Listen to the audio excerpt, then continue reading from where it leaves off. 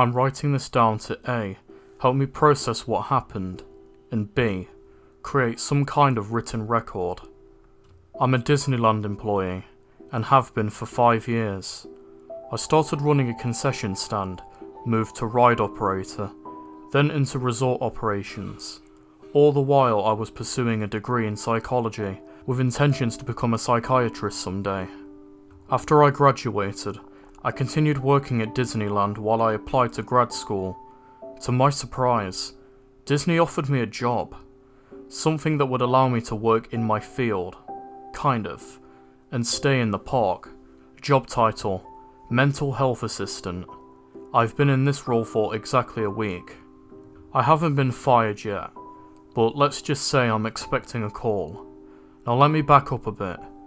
Deaths in Disneyland are rarely reported on, courtesy of the sophisticated PR team of a $168 billion company.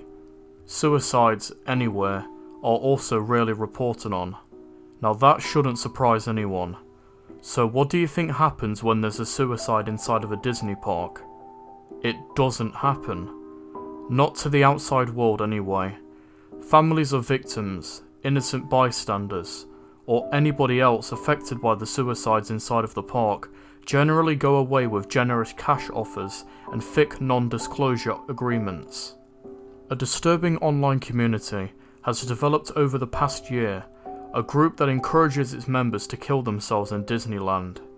It's called the Disneyland Suicide Pact, or DSP for short.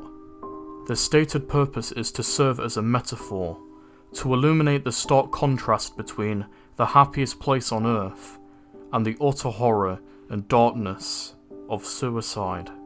A metaphor that people who are happy on the outside can be dead inside. For some, a callback to when they were last happy. I think the actual purpose was to terrorize innocent people, to forever pervert happy childhood memories for the handful of people who happened to see the aftermath of suicide before the staff cleaned it up. The suicides have become more frequent in recent months, leading Disney to create the mental health assistant role. They told me that I was the ideal candidate, somebody young and hip enough to speak the internet language of the DSP community, somebody well versed in the park itself, and somebody with a psychology background, however meagre that may be. Within the 2 weeks preceding my job offer, 4 suicides had happened at the park. Kevin Goodwin took a fistful of pills, then got on the Star Tours ride, and died in the middle of it.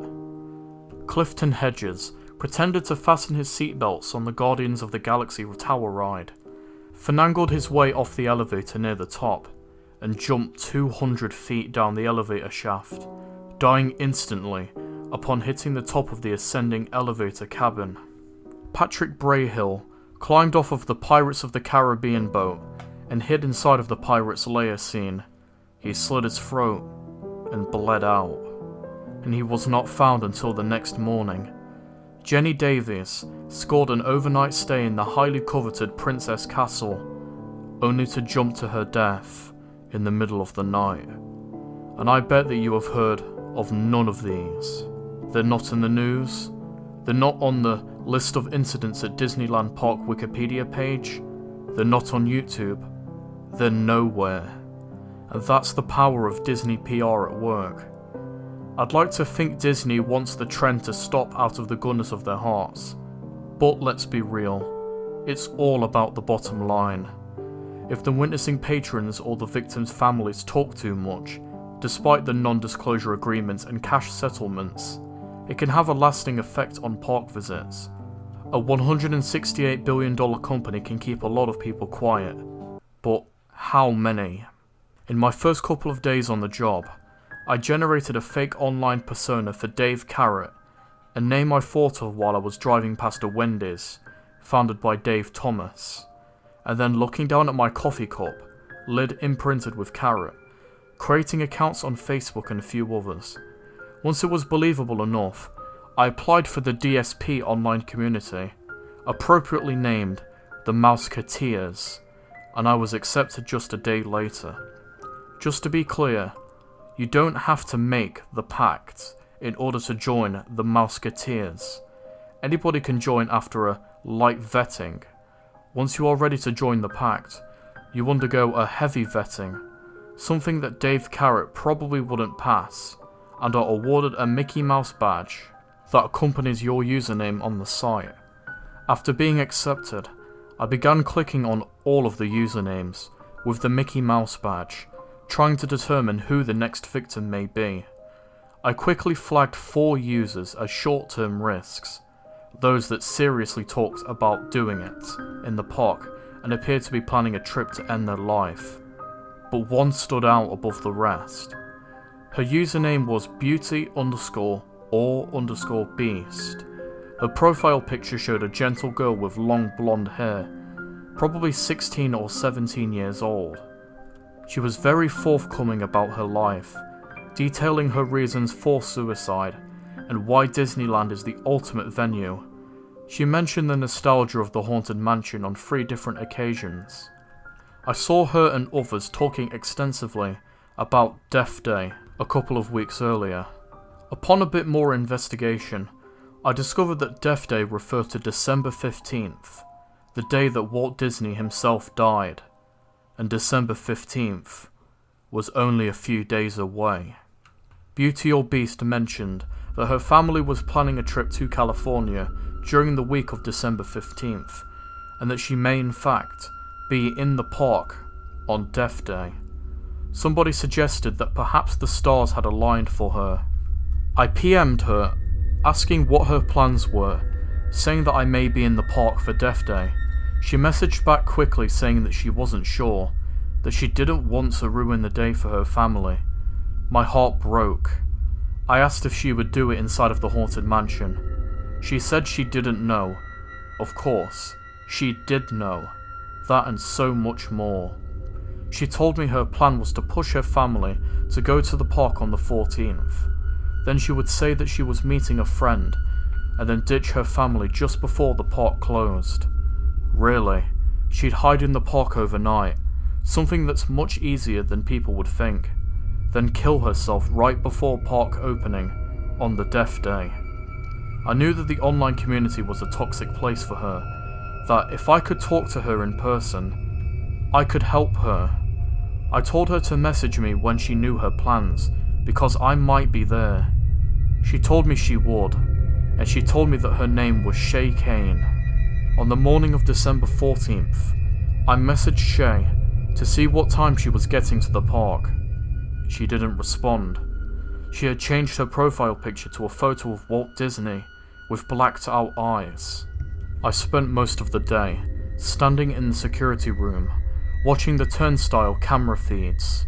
It's common for at-risk kids to change their appearance shortly before committing suicide, especially women, so she must have slipped through unnoticed because I never saw her come in.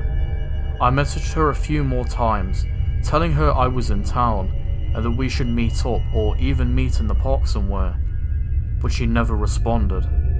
Before I went home that night, I showed Shay's picture to the overnight security staff and let them know to keep an eye out. I hardly slept that night. The next morning, I headed to the park at 7 AM, 2 hours before open time. I gave printouts of Shay's photo to the morning security team, then I walked to the Haunted Mansion. Disney is very thorough in their security camera coverage of areas where the patrons are, but not so much behind the scenes. Disney speak for employee-only areas. That meant that I had to physically inspect every single room of the Haunted Mansion.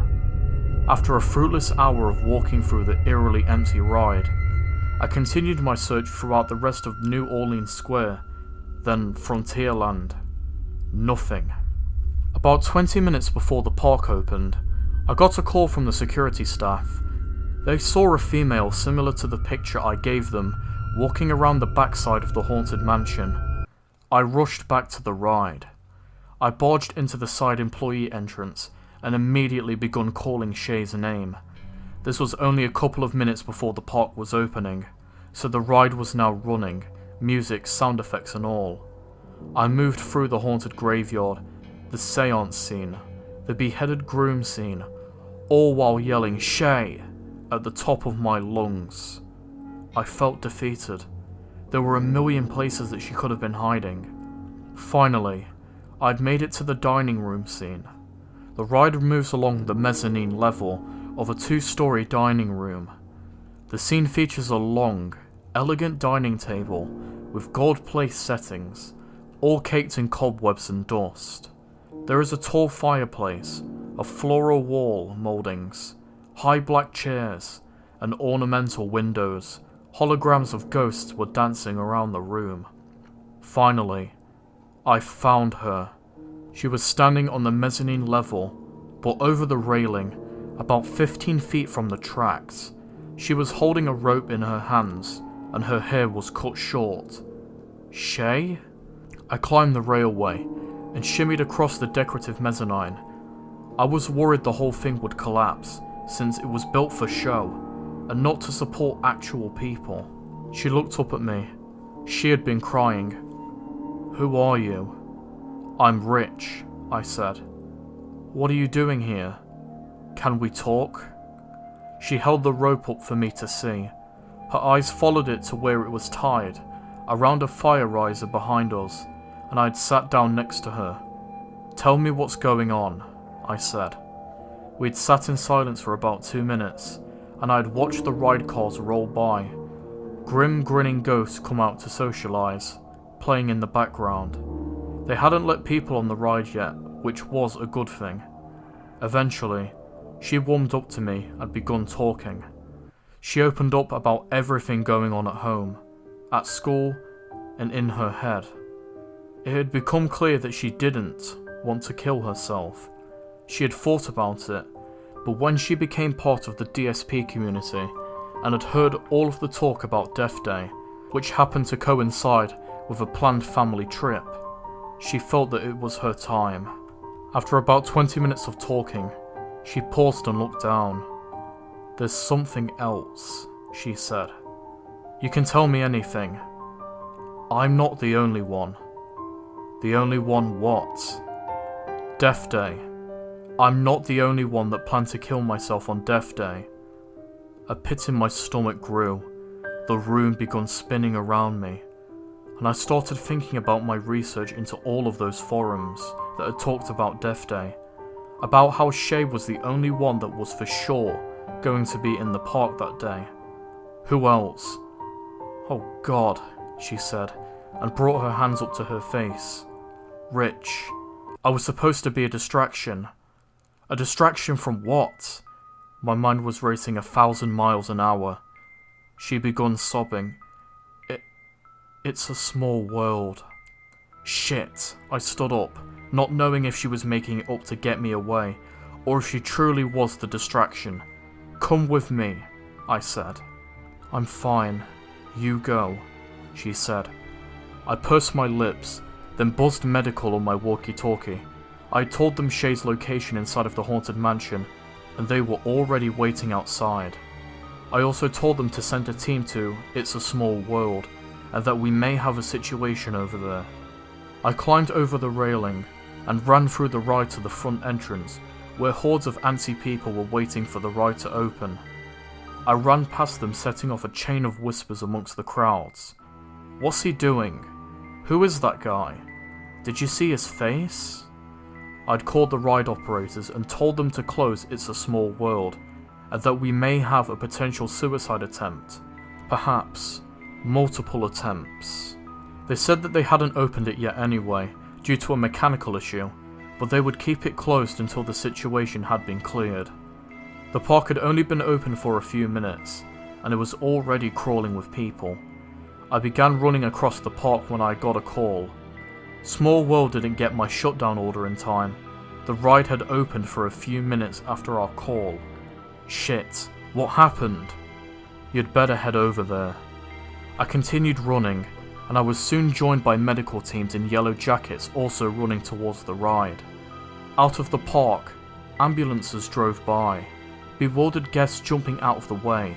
As I got closer to the entrance of the ride, the real horror began. People, men, women, children, were crying, many hysterically. One woman stumbled out of It's a Small World's emergency exit and threw up violently into the hedges, and I had heard screams from inside.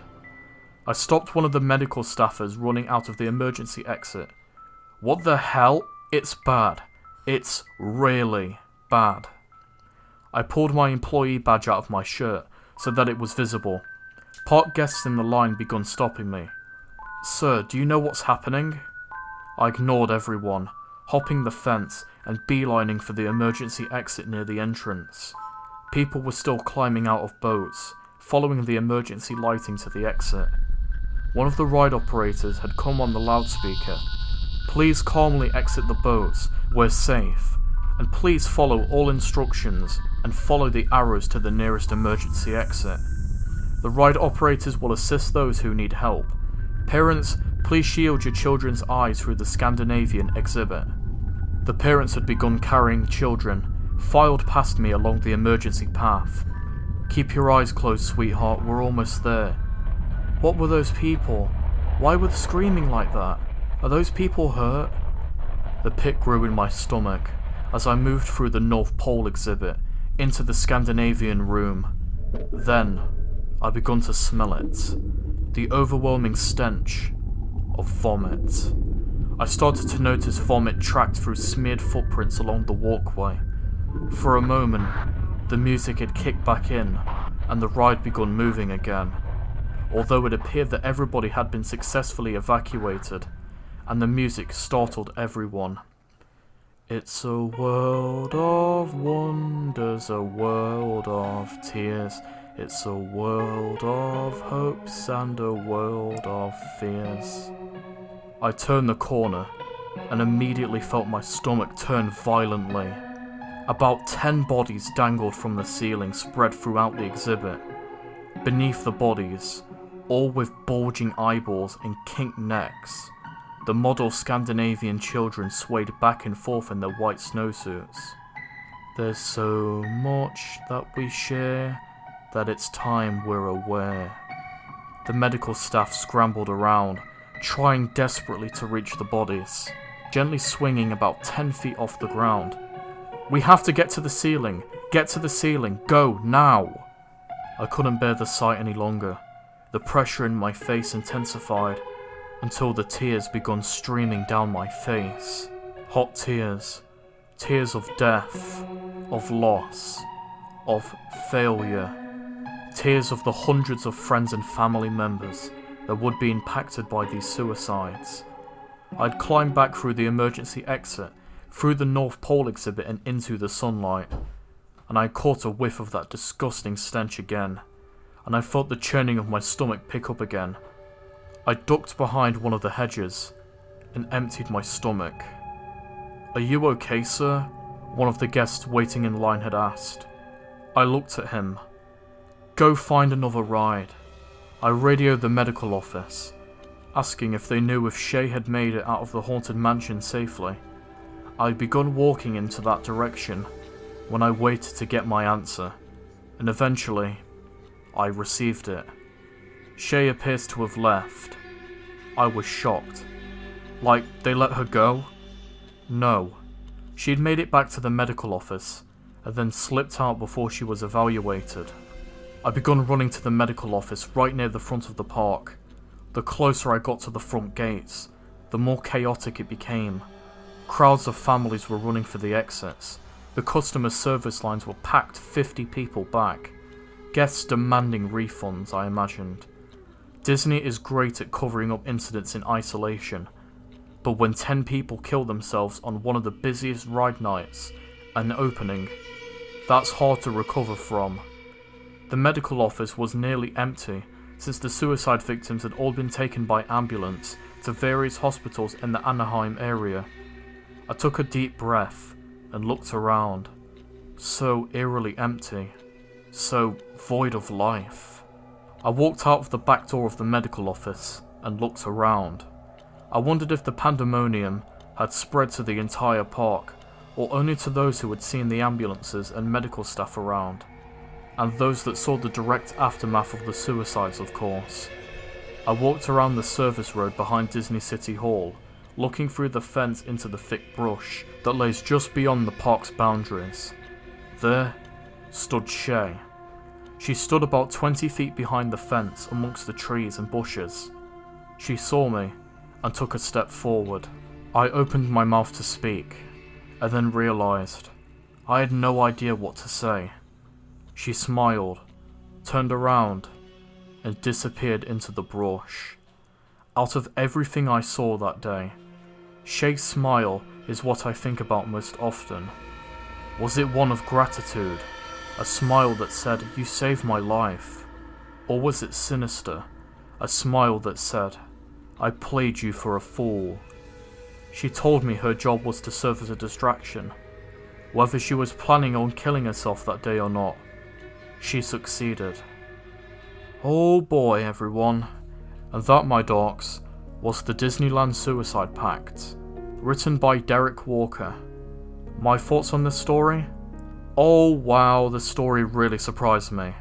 Like, genuinely. When I heard the title, The Disneyland Suicide Pact, I thought, oh, it's just going to be one of those stories again. But I was very pleasantly surprised at what I was seeing. This story really got me towards the end. It described a person's reaction to the things going on around them perfectly. And it is true, by the way. There have been things of Disney covering up deaths and suicides that happen in their parks. They will claim that nobody has ever died on Disney property, when that is simply not true. And yes, like the story does say, they do indeed cover it up, or like they don't say it to the news. So that's one aspect of the story that is true. The tension of the story was amazing, seeing if the woman, Shay, was actually going to kill herself, or if she was making it up, or if she was indeed serving a distraction. And the ending was perfect. If she successfully killed herself or not, it didn't matter. The damage was done either way, and Disney was screwed.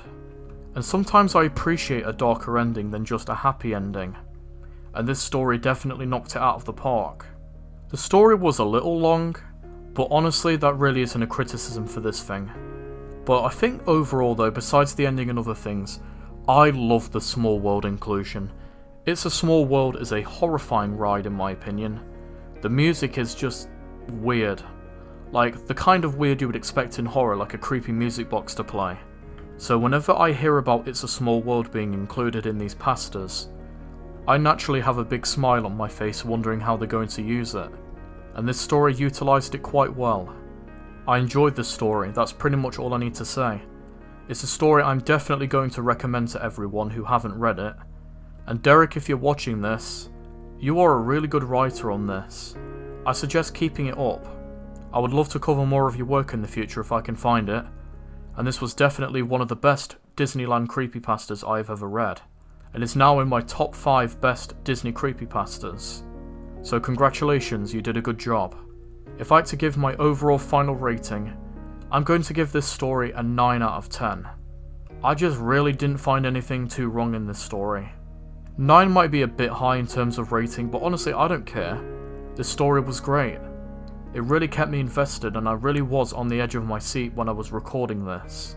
Because I usually record some of these stories blind, like it's me reading through it while recording. And naturally my reactions are also kind of how they influence my voice. So yeah, the story was great. I'd recommend it. Anyway, this has been The Dark Author. If you enjoyed this rather beefy video, and I'm sorry for the length, be sure to like, comment and subscribe, and help me reach 1,000 subscribers before the end of the year. I would be very grateful. And of course, comment down below your thoughts. Do you think this is one of the better stories? Or what's your opinion on it? Let me know. I will see you all in the next video. Take care, my darks.